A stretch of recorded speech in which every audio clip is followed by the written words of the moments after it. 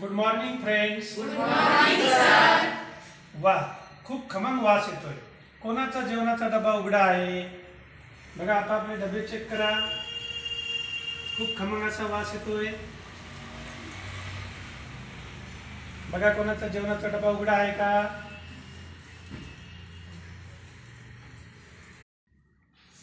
Sir sorry, माझा जेवणाचा डब्बा उघडा राहिला गडबडीत, म्हणून त्याचा खमंग वास येतो.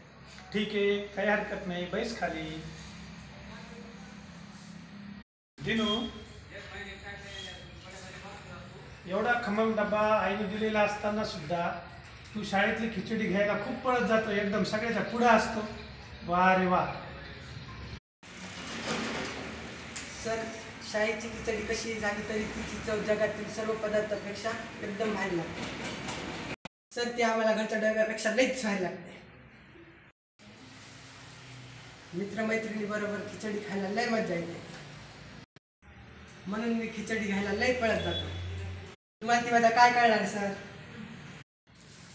हो, बरोबर आहे दिनू. बैस बेटा खाली. तुला माहिती नाही, परंतु आज तू बोलल्यानंतर मला आठवलं, लहानपणी आमच्या शाळेमध्ये आम्हाला सुकडी द्यायची. म्हणजे साधारणतः 30-40 वर्षापूर्वी, 40 वर्षापूर्वीची गोष्ट आहे. शाळेमध्ये आम्हाला सुकडी खायला द्यायची.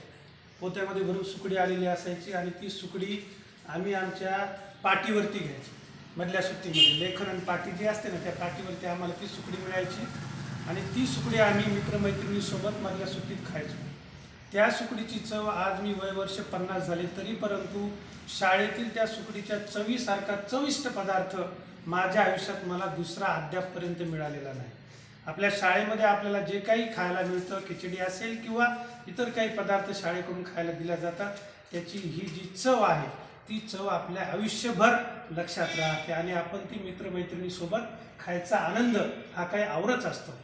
त्यामुळे जसा तुम्हाला खिचडी खाण्यात आनंद भेटतोय तसा आमच्या पिढीने लहानपणी सुकडी खाण्यात आनंद घेतला आहे आणि त्या सुकडीची चव आजही मला खूप खूप आवडते.